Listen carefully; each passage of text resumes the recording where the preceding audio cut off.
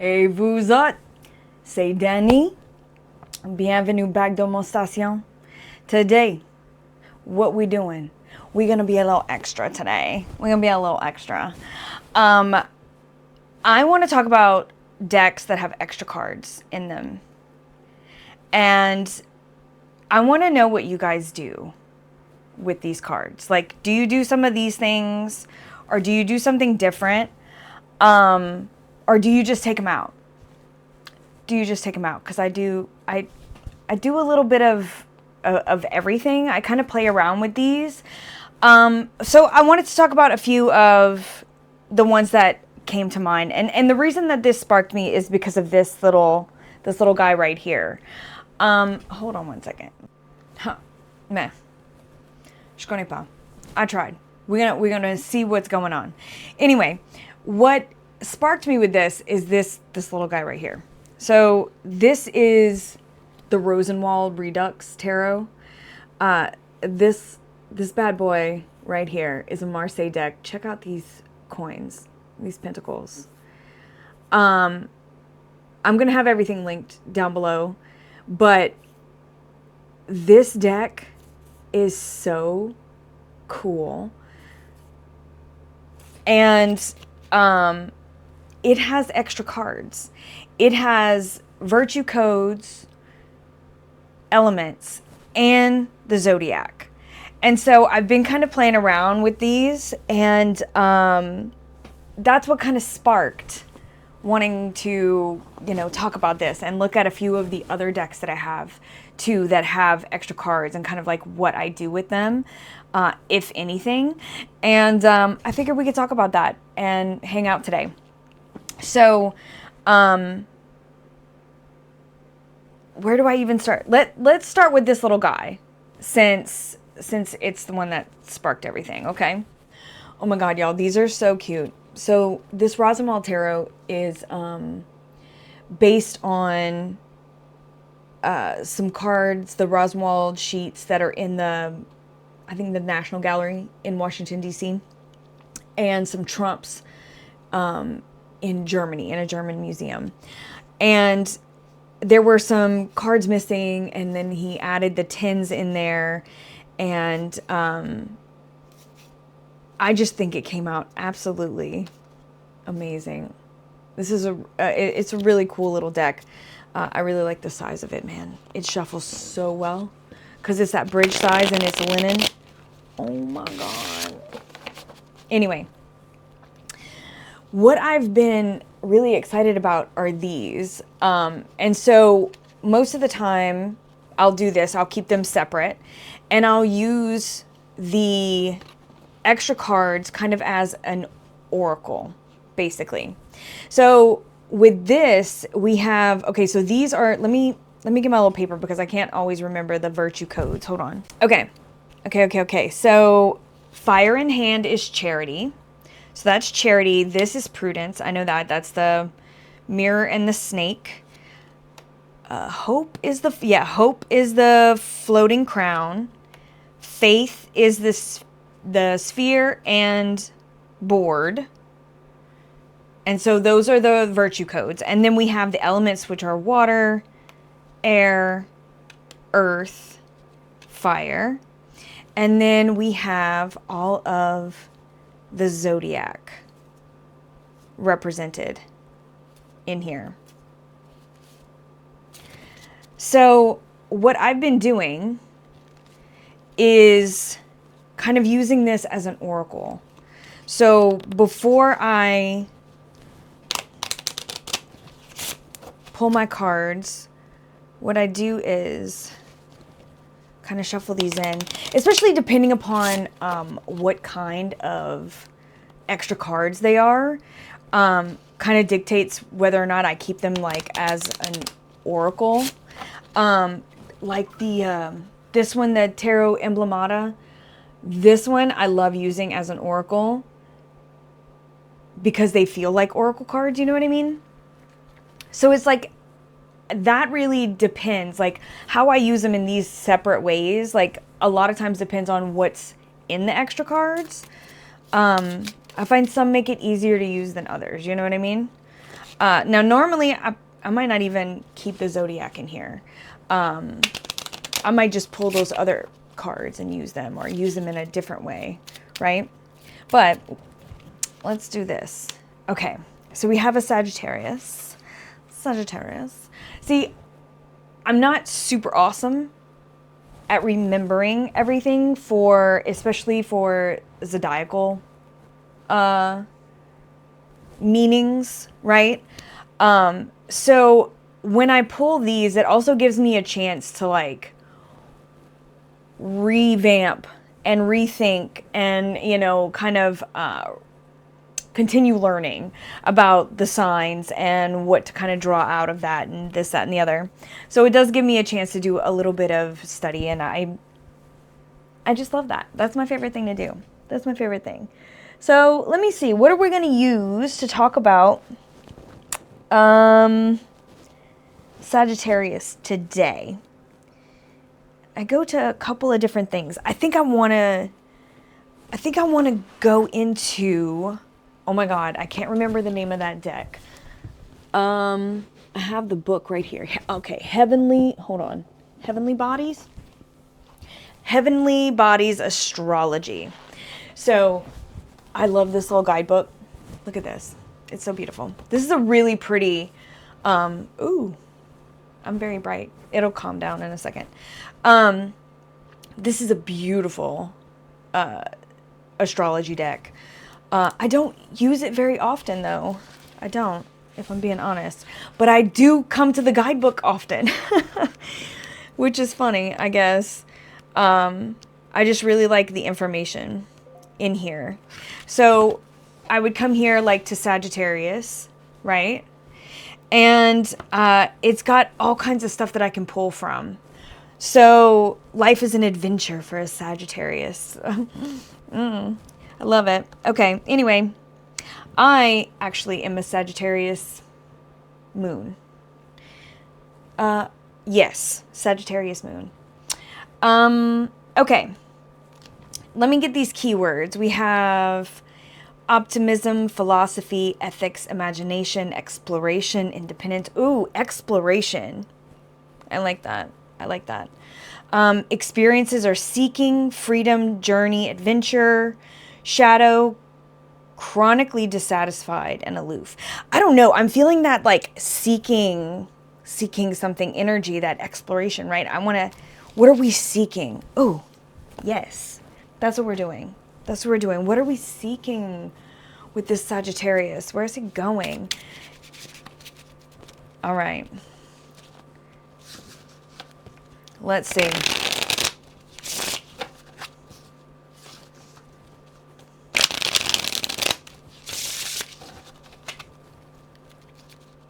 All right, let's do this. Oof. Oof. I think we're seeking to get away from this tower, man. Whoa. All right. Man, we have a good path on this side. We have a 6. We have a pathway.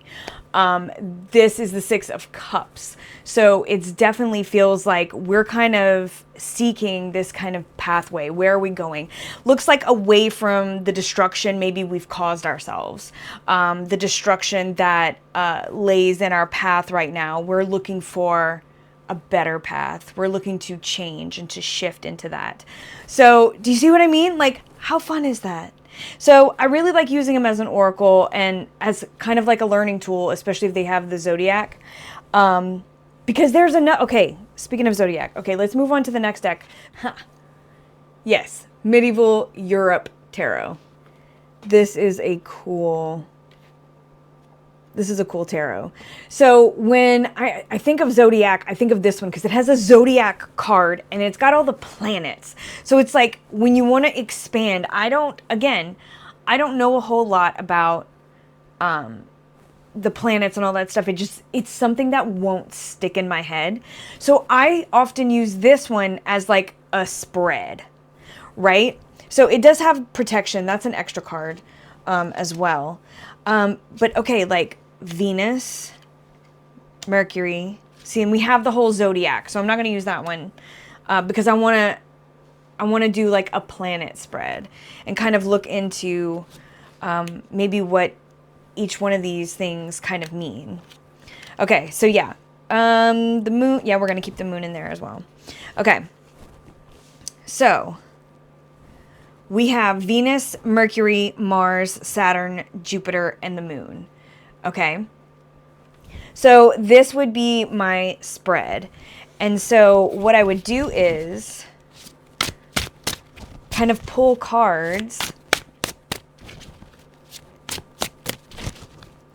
for each of these. Oh! Okay, well, let's grab those.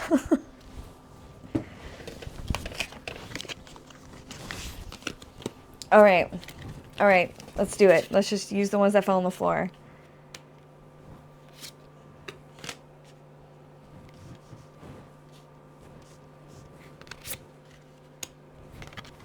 Oh, we almost had enough.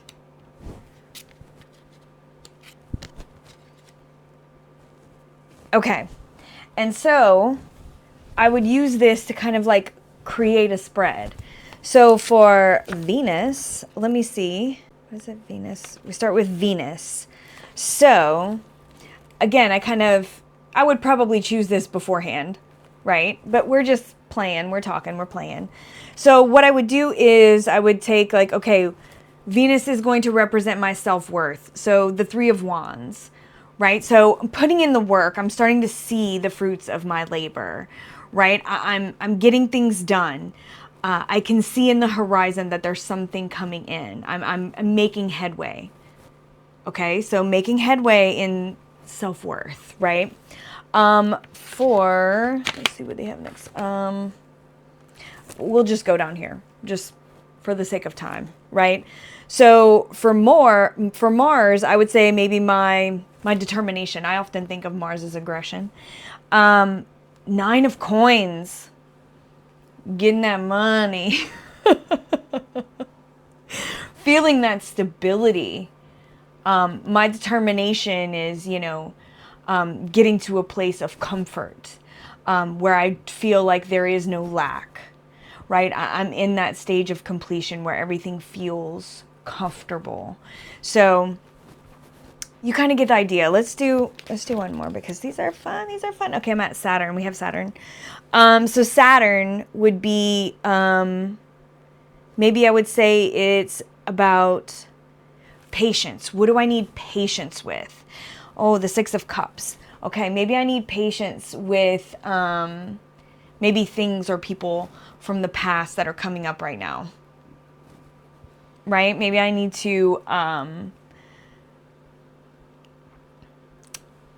maybe have patience with myself when memories come back, or when, things kind of come in the forefront. Hey, we're going into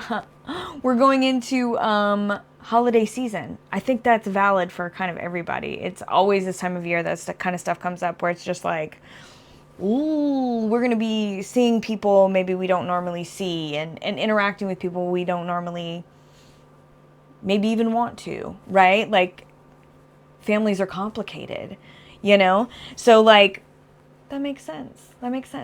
So you get the idea. Sometimes I use them for things like this, right? I think it's fun to create some spreads. Like, my favorite way of like reading for someone is just to fling some cards. Let me see where it goes. Let's talk, right? But when I'm playing around with my decks and when I'm doing stuff for myself, like, I like to make little spreads. And see. So stuff like this is really fun for me. Do I always do it? I wouldn't say like I do it every month. Like, I don't. But I do do it. I really like doing those at the beginning of the year, laying out like a full spread and just kind of playing around with stuff like that. I like a big spread. I want to get on my floor, on the rug, and just lay cards everywhere. Like, multiple decks, multiple cards, just like lay them everywhere. And those are really fun when you have like, that's that's when I really use this Heavenly Body deck. If I'm laying out like houses, zodiac, like breaking all the things down and kind of like playing with that. That's really fun. Anyway, so when they have stuff like these, like either the full zodiac or like the planets or something like specific like that, I think it's pretty cool to kind of put those in a spread and kind of use them like that. Because these I wouldn't, and that goes to my point, like, I don't know enough to shove these in my deck. You know what I'm saying? For stuff like this, I like to use them as just like card holders, you know, like space holders. Make sure I didn't put these back in the wrong spot. Now, one that I could very well incorporate, though, into the tarot deck is the Tarot Emblemata. I like playing with them as Oracle, playing with them, yeah, you know, playing the games. I love to use them as Oracle for myself, as kind of like draw one and then read around it like we did at the first one. But this is the kind of setup, I guess, that I can incorporate these in my deck and be perfectly content with that, with whatever pops up. So like, let's just do that. And I'll pull some cards until at least one pops out, you know? Oh, I want this to shuffle easier. Look, let me break this down. Do this real quick.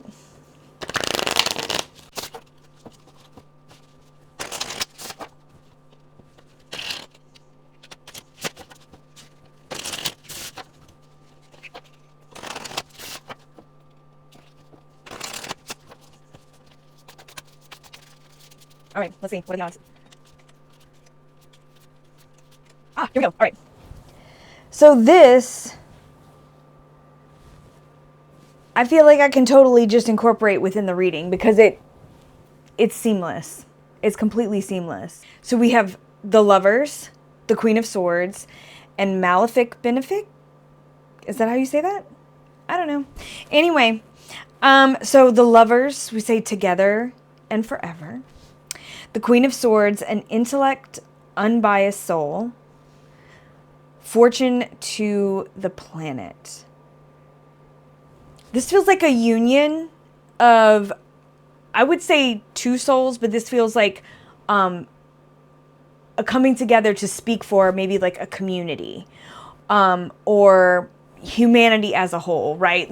You know, like the planet. Like, not only will this union benefit the people involved, but also the community at large.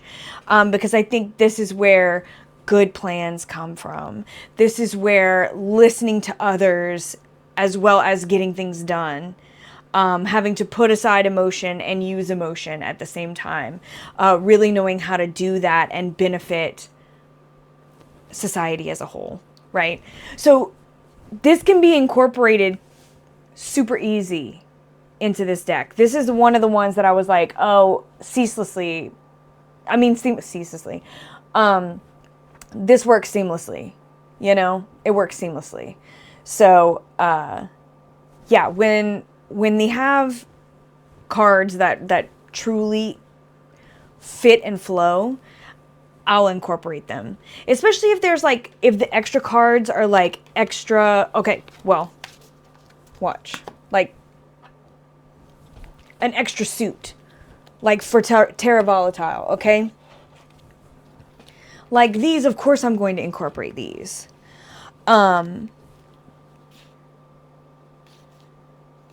We also have not only a whole new suit, which of course is incorporated, but we also have no, yes, and you are making the wrong questions. So these I do keep separate. But I have this whole new suit. It's addition. It's not in place of. So this is in addition to our, you know, cups, swords, wands, pentacles, vessels, whole extra suit. So these I do incorporate most of the time because it just makes sense, right? This kind of goes through the alchemy process. So cool. Now this one also had, if I remember, I'll link it down below, multiple versions of cards. So you can like pick and choose which one you want. That was super fun. But I also sometimes use these kind of cards, right? These extra cards as signifiers. So like if I wanted to, okay, I feel like there's an obstacle in my way, right? I feel like there's an obstacle in my way. I keep looking at these. I'm like, I want to put them back in. Let me shuffle while I talk. So I feel like the world is telling me no. I just can't catch a break. I have this obstacle. So I want to use this to like signify that block, right?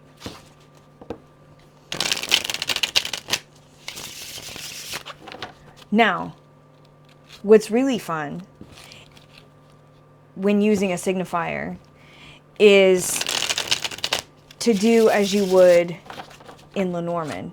Because this is not just like a regular old card, well, I mean, you can do this with any card. You can use the court cards for this. You don't have to have a extra set of cards or like extra cards for this to use a signifier. But if I'm looking for that no, I can incorporate it in here and then go find it and see what's before and after in the same way I would in Lenormand, right? So let's see. Ah, here we are. So I'm going to go like that.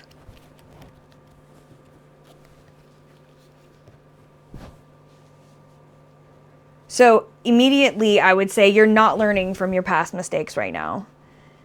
You're bringing them with you. That's the obstacle. You are not learning. You are trying to do the same thing and expect a different result. It's not going to work that way. We need new ideas. We need to follow our instincts, right? We're caught in a loop. We need to be moving forward. So that's how I would do that. Like, you can pull as many as you want on either side. You can make a little grid. You can do whatever you want with it. But like, that would be another way to use just about any card. But to use these signifying cards. The yes and no is pretty cool to shuffle in and then kind of dig around to see like what do you need? What do you not need right now? That's really fun to do. And this one I don't really use all that often. I usually just keep this one aside. But that is really fun to do, is, you know, shuffle in the yes and the no and to see what kind of falls around it. That's super fun. What else? Oh, let me talk about, okay. I'll show you the last one. And I'll tell you kind of how I do this sometimes. So, these are really good to use for like a monthly check-in or whatever. Or doing like moon stuff if you want to do them like the spread, right? So this is the Pagan Otherworlds Tarot. I love it. Anyway, but it has moon cards, and you kind of shuffle them all every which way because it depends, you know, if we're getting waxing or waning, depending upon which way they come up. But another way I've used these cards are just like as an accompaniment to a reading. And what I mean is, like, I will, let me shuffle this just a little bit. I would do it as I would sometimes with oracle cards, basically, where I might pull a spread, okay? And then I would take these and kind of see, there's only a few, so kind of shuffle these up and see. New moon and, oh, I think this is the, this one, it's upside down. I'll have my little book because I know it's, I can't ever remember what side it's on. Can't remember. I think it's waxing. No. It's waxing face up. It is waning. Yeah, it's waning. Here. Okay. So if we have a waning energy and then the full new moon, empty. So with these, I would kind of expand upon this. So like, there's definitely a need to release some stuff as we're going and then set a new intention. We're not bringing this where we're going, right? We might need to leave the past in the past and move on to something way better. This is a beginning. This is something new. We don't have to carry what we've carried before. We can kind of start over and start fresh. So something kind of big here. And then, you know, I would read this and then down at the bottom. So then we have the 3 with the waning gibbous, right?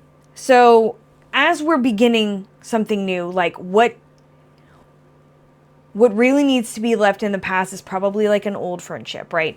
When it's the waning gibbous, it brings in that silence, right? It brings in that kind of stillness before it's all empty, right? So maybe there's some old relationships that are kind of hanging on for the sake of hanging on that might need to be put aside, right?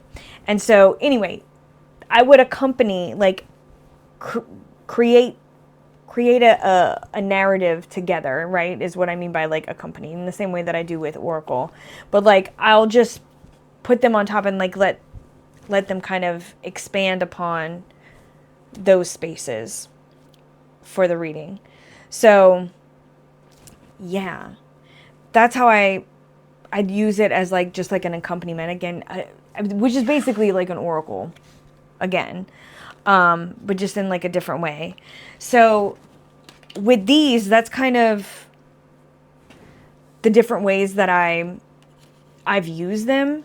But like, okay, with each of these, how do I read like every single day? Like if I'm going to just grab it, I keep these separate in this deck. I only use these when I'm being very specific, right? When I'm, you know, maybe doing, especially like moon stuff. If I'm in the middle, spell work, things like that, or like I'm in like, I don't know, I'm in the new moon, the full moon energy. What do I need from this full moon? I'll kind of set that and then utilize it around there. I've done that quite a bit as just like placeholders, right? Basically placeholders. Sometimes I use them on my altar too as placeholders and energy holders on there. I've done that with these as well. So if I do anything, that's usually what I use this for, like in my natural habitat. Otherwise I keep this tarot separate because I do use it quite often, not only for myself, but I like to read for people with this deck. I like I don't know, it just feels so neutral. Like all the tones are just, it's easy on the eyes. I don't know, it holds like a very neutral energy to me. And so I really like to use this one a lot. So I never incorporate those. I had for a while, and I would get so frustrated because I can never frickin' remember if it's up or down, if it's waxing or waning or whatever it is. I can't ever remember. And so it would just stump me every time. Every time. Hate it. Hate it. So not something I would ever incorporate unless I knew whatever it was backwards and forwards, or if it's like the Tarot Emblemata, which is, it's flawless. You can't even tell until you like really look at it. If it's, you know, part of the tarot or extra. That's easy. It's easy on the eyes. It's easy to know because there's nothing to have to remember. It's just, it's all there for you. So that's usually the only time I really, really incorporate. So yeah. Yeah. I'm sure I have others. I think Triumphi had a bunch of extra cards, but I can't remember if like they were just like substitute, like to sub. No, it couldn't have been. Well, there was quite a few devil. Anyway, I know some have like different cards where you can like substitute, you know, substitute your lovers, substitute your devils, substitute whatever, your fools. Those are really cool. Where you can kind of customize your own deck. I think that's pretty cool. Now I've had decks that add on to Lenormand. That I take out. Unless I'm doing something specific. And I'm like, I'm going to use this as a signifier. Specifically. Because like, for me, I think this one does it. Like you'll have different like man, woman, person kind of stuff. But like, look, yeah, I have them separated. This one has like spirit, incense burner, bed, market. And so with my Lenormand, I'm not incorporating that. Nope. I'm usually not gonna do it. Unless I want to maybe speak with spirit. Again, has to be like a signifying thing. Because if that were to come up, I don't know this off the top of my head. I can guess. I can guess real good. But like, if I'm going to my Lenormand, I just want my straight cards. I'm not going to add another card, really. I won't. Because I think it's balanced enough not to need it. So those I'm going to keep separate unless, like I said, I might on a whim be like, oh, that would be fun. Let me incorporate it like I do the yes, no.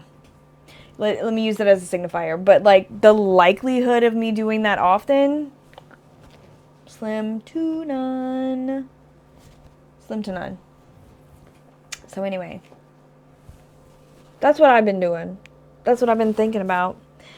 And that's how I use these extra cards sometimes. What do you do? I would love to know. Sometimes I shove them in my journal and make something out of it. I do that too. Have been known to do as such. Yeah. So that's another thing I do with them. I just make something with them. I have like a pile of extra stuff. Like, look at this. Anything that comes with like, just like little word cards or whatever, that goes in my stash. So I can do something with it. Yep. All the extras. All shoved in there. So you just never know where they'll end up with me. But when I incorporate them and when I use them with the deck, that's kind of like what I do. Anyway, I was just curious. Do you guys use them at all? Do you set them aside? Or do you play with them like this? I wants to know. Leave me a comment. Like, subscribe if you feel like it. Big thank you to Mystic Fam. Love you guys. If you're interested in the membership or if you're interested in any of these decks, I don't know. I think everything is in print. I don't know. I'll put it down below anyway. Yeah. Okay. I love you guys. Later, Gators.